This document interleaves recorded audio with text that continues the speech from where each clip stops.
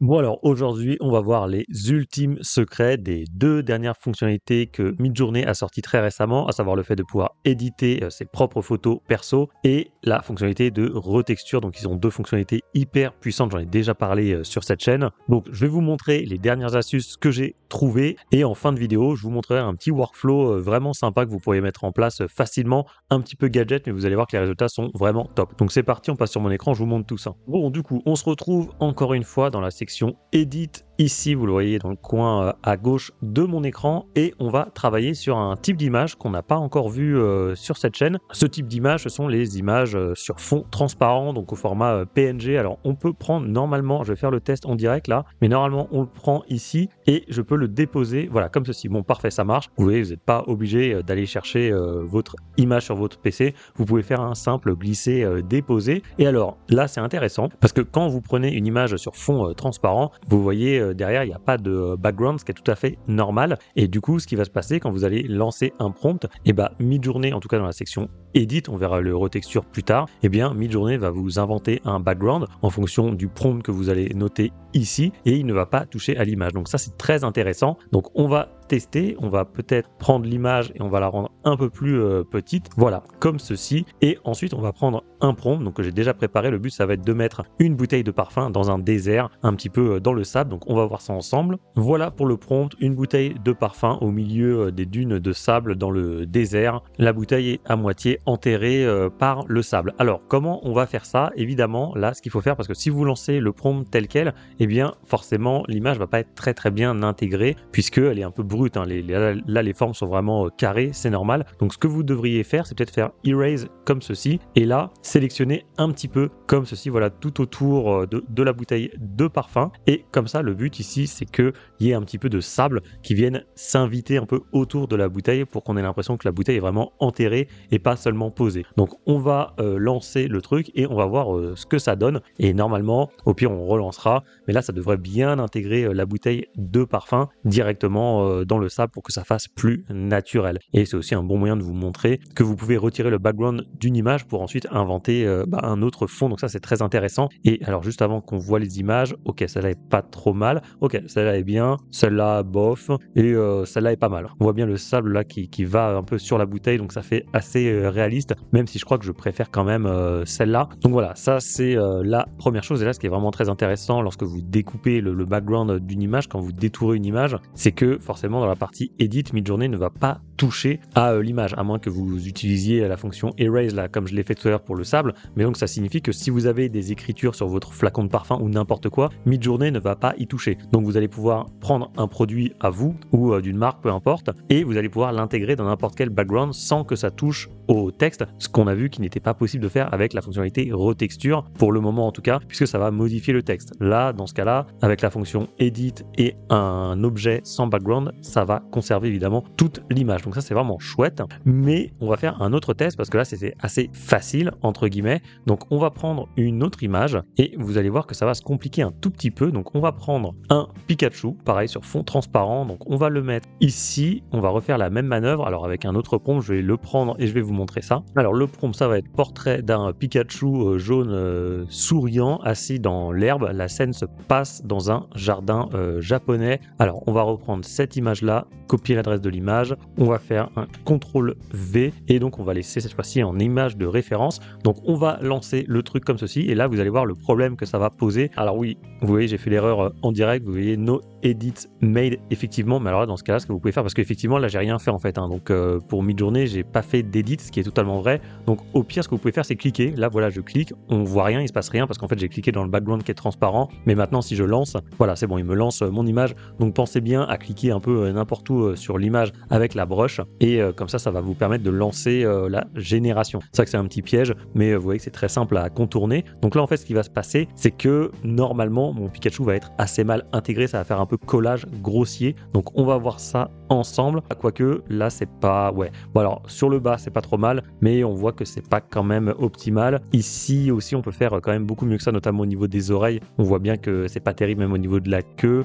Ici aussi ça fait, en fait ça fait un peu montage grossier, hein, c'est ce que je vous ai dit, même si je m'attendais à pire, hein, mais c'est quand même pas parfait. Alors là, vous avez deux solutions. Soit vous faites de l'edit avec donc votre brush et vous essayez de sélectionner un petit peu tous les contours de votre Pikachu, mais bon, c'est un petit peu long pour qu'ensuite Midjourney éventuellement recrée des ombres et l'intègre un petit peu mieux, un petit peu comme ce qu'on a fait avec la bouteille de parfum, sauf que tout à l'heure la bouteille c'était très simple parce qu'il y avait deux lignes, en fait c'était rectiligne, c'était facile. Là, avec un personnage comme ça, il y a beaucoup de détails, c'est un petit peu compliqué, on risque de perdre un peu au niveau des mains, etc. Donc ça, c'est un petit peu contraignant. Moi, ce que je vous conseille de faire, c'est peut-être une fois que vous avez une image qui vous plaît, c'est de passer dans retexture, et à ce moment-là, Midjourney va beaucoup mieux intégrer votre personnage. Et là, si vous voulez changer le style, maintenant vous mettez plus en image de référence, vous mettez en SREF. Et là, normalement, si je relance, donc on va lancer cette fois-ci une retexture, et là, avec ce que va nous faire Midjourney, ça va beaucoup mieux intégrer notre Pikachu. Donc c'est un petit peu la limite de cette technique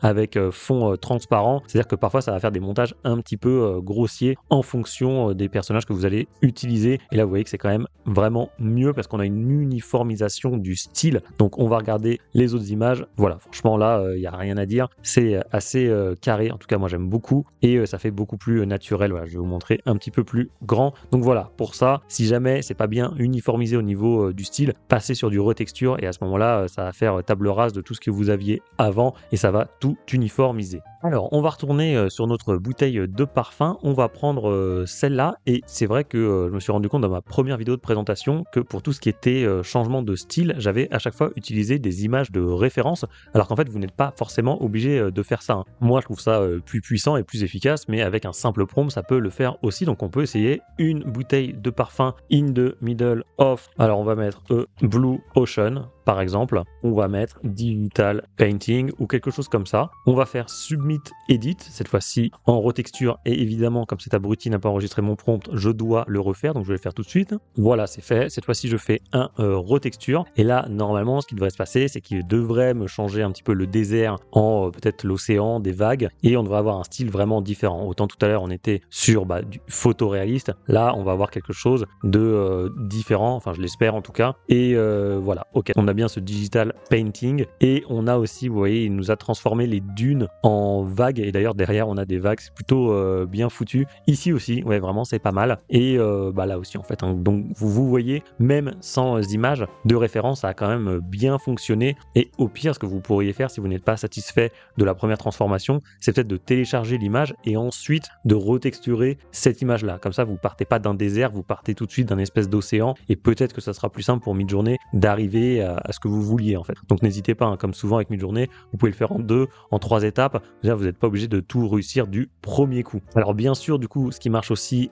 c'est d'utiliser des SREF, donc des styles de référence. C'est vrai que je vous en ai pas parlé la dernière fois. Donc on pourrait repartir donc de cette image-là et utiliser en SREF. Alors je vais en prendre un. C'est celui que j'avais utilisé pour ma bande dessinée. Donc vous vous souvenez peut-être, je vais vous montrer quelques images. Vous vous souvenez, c'était vraiment un style ref qui était très rouge et noir. C'était un style très particulier. Vous avez plusieurs exemples ici. Vous en avez un autre ici. Donc vous allez voir que normalement, quand on va lancer le prompt avec le style de référence, on devrait avoir ce genre de teinte, même si là j'ai mis Blue Ocean, donc on va avoir un truc un petit peu contradictoire. Écoutez, je vais le lancer, comme ça on verra bien ce que ça donne. Et bien sûr, si ça marche avec ce style ref, ça marche avec tous les autres, et notamment le SREF random. Et ça, c'est vraiment cool, hein, quand vous avez des crédits à cramer à la fin du mois et que vous savez plus quoi en faire. Allez, on va en lancer un au hasard. Et là, voilà, donc on a bien, en fait, il nous a fait un mix des deux en fait. Il a fait à la fois du bleu, comme je lui ai demandé, mais on a aussi ce rouge et noir qui est très caractéristique du style que j'ai beaucoup utilisé pour ma BD, enfin c'est le style que j'ai tout le temps utilisé, donc vous voyez que ça fonctionne vraiment bien. Voyons voir pour le SREF random qu'on a eu. Bon, écoutez, c'est juste pour vous montrer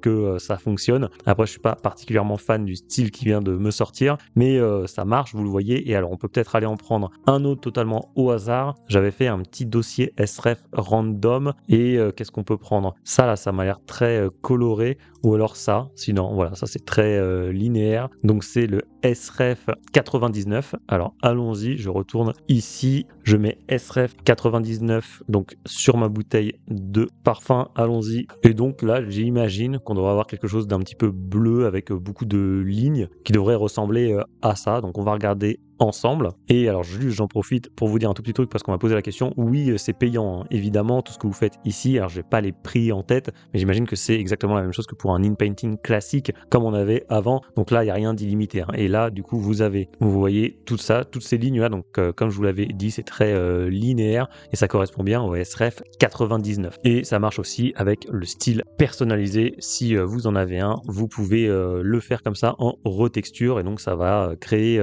une image avec votre style personnalisé. Autre chose par contre qui est un petit peu embêtant et pourtant c'est assez drôle, par exemple pour le SREF random, là ce qui marche bien généralement c'est de faire un R3, enfin moi c'est parce que je peux en faire 3 max, donc ça c'est R pour repeat, ça va vous lancer 3 fois un prompt avec le SREF random, donc ça vous créerait 3 styles différents, sauf que malheureusement on ne peut pas utiliser la fonctionnalité repeat avec le retexture, donc ça c'est un petit peu embêtant. Donc ce que vous pouvez faire, alors juste avant on va regarder mon style personnalisé, voilà c'est assez joli, vous voyez que ça transforme à chaque fois la bouteille de parfum tout en gardant la même structure, c'est le principe de cette fonctionnalité de retexturation. Et donc ce que je voulais vous dire c'est que admettons vous pourriez mettre juste un prompt comme ceci et là ici dans les paramètres vous pourriez monter la jauge de variety. Alors variety c'est quoi déjà? C'est le chaos et c'est ce qui vous permet lorsque vous lancez une grille avant sur Discord et même sur le site d'avoir 4 images assez différentes, donc avoir une variété plus importante dans vos résultats. Ce qui fait que là si vous mettez la jauge de variety, donc de chaos au max,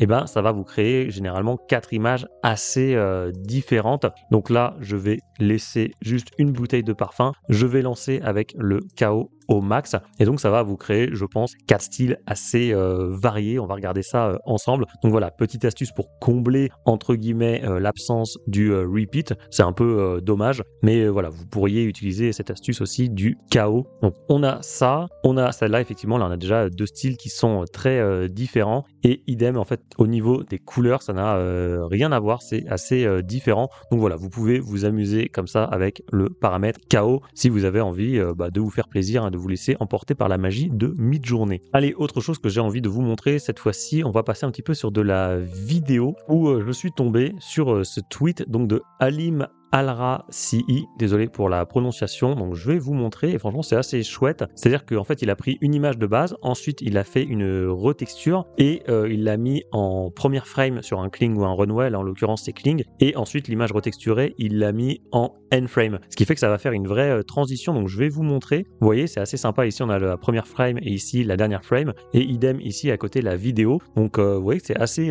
cool ce qu'il a fait, alors j'aurais bien voulu le faire aussi, mais bon j'ai plus trop de crédit sur Kling, enfin j'en ai, mais comme je suis en forfait gratuit, ça met des plombes à se générer, donc c'est un petit peu chiant, mais vous avez compris le truc, c'est assez chouette. J'en ai quand même fait un avec cette image là, donc d'une poupée un peu de nuit, là vous voyez l'ambiance est assez sombre, et j'ai retexturé avec cette fois-ci une image en golden hour, donc un petit peu plus, normalement c'est soleil couchant je crois, mais là on va dire que c'est soleil levant, on va pas s'emmerder, et je l'ai mis sur Kling, donc en première frame l'image de nuit, en end frame l'image de jour, et j'ai mis ensuite, donc faut bien être en end frame ici, hein, donc là c'est seulement la version Kling 1.0, et j'ai mis un truc, une doll, donc une poupée animée sur un lit, le soleil se lève doucement, graduellement, illuminant la pièce, et j'ai mis golden hour, donc je peux vous montrer le résultat que ça donne, et vous allez voir que c'est assez sympa. Vous voyez, on a du coup cette transition qui se fait, même si là c'est un peu bizarre, on n'a pas l'impression qu'elle soit dans une chambre, on a plus l'impression qu'elle est peut-être à l'arrière d'une voiture ou dans un train, c'est pas vraiment le résultat que je voulais,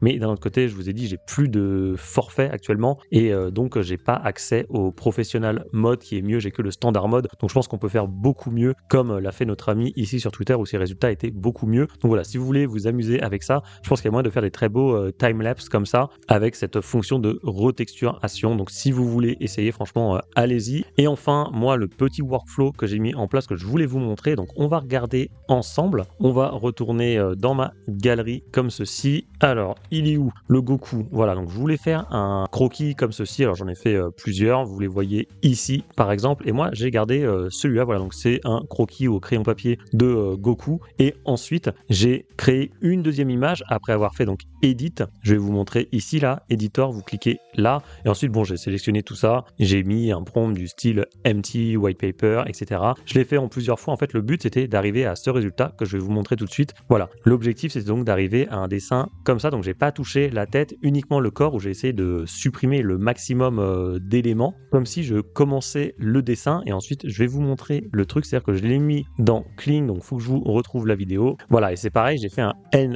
frame, donc j'ai ajouté en première frame cette image-là et en end frame l'image originale, c'est-à-dire celle-là, l'image finie. Et donc là, je pense que vous comprenez où je veux en venir. De toute façon, vous les avez ici, les images. Donc je vous lis le prompt. Une main tenant un crayon papier dessine un personnage sur une feuille de papier. Le dessin est en train de se créer ligne par la main tenant le crayon papier. Donc je vous montre le résultat que ça donne. J'en ai eu plein, certains étaient ratés, certains étaient plutôt bons. Celui-là, il est vraiment pas mal. Donc là, vous voyez, l'objectif, c'est qu'on ait l'impression qu'il y ait une main qui est en train de dessiner le personnage donc de Sangoku en l'occurrence. Donc je quitte ça. Ensuite, j'ai fait une retexturation de cette image-là, de cette image finale. Donc je vais vous la rechercher dans View All. D'ailleurs, ça aussi, je voulais vous montrer. Vous avez aussi tous les folders et tout. C'est-à-dire que vous avez aussi des classements qui sont spécifiques à cette section. C'est vrai que je vous en avais pas parlé, mais en gros, là, vous pouvez créer un folder pareil intelligent. On va mettre Search Time, donc on va l'appeler Pikachu. Et ici, dans Search Time, vous pouvez faire remonter tous les prompts, par exemple, qui contiennent le mot Pikachu. On va le créer, le folder, il est ici. Et voilà, du coup, vous avez tous les tests que j'ai pu faire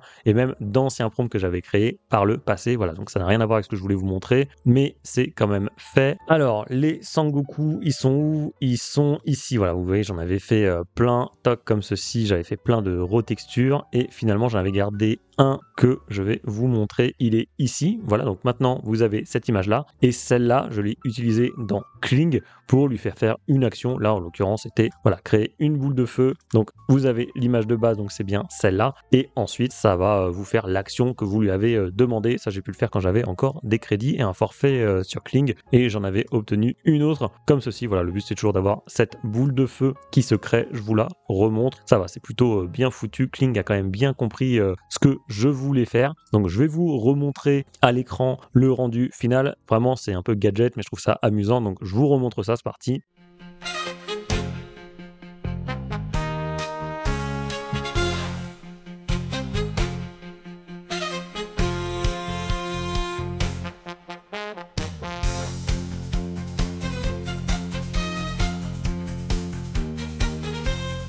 Voilà, bon écoutez, on a fait le tour de ces derniers secrets sur l'InPainting avec des images perso et sur le retexture. Alors je pense que je trouverai d'autres trucs forcément, mais là déjà c'est quand même pas mal puisque ça fait la 4e vidéo que je fais sur le sujet. Si jamais vous débutez sur Midjourney et que vous avez envie de progresser, j'ai créé une formation que je vais très bientôt mettre à jour d'ailleurs pour ajouter de nouvelles vidéos. Donc si ça vous intéresse vraiment de progresser sur Midjourney, c'est le premier lien qui se trouve dans la description de la vidéo. Je vous accompagne vraiment de votre création de compte jusqu'à l'élaboration de vos prompts les plus élaborés. Et enfin, je vais vous afficher en plein milieu de votre écran une vidéo sur la présentation de ces nouvelles fonctionnalités sur Midjourney. Donc ça sera totalement complémentaire avec ce que vous venez de voir à l'instant. Donc si vous n'avez pas vu ce tuto, je vous invite vivement à le regarder.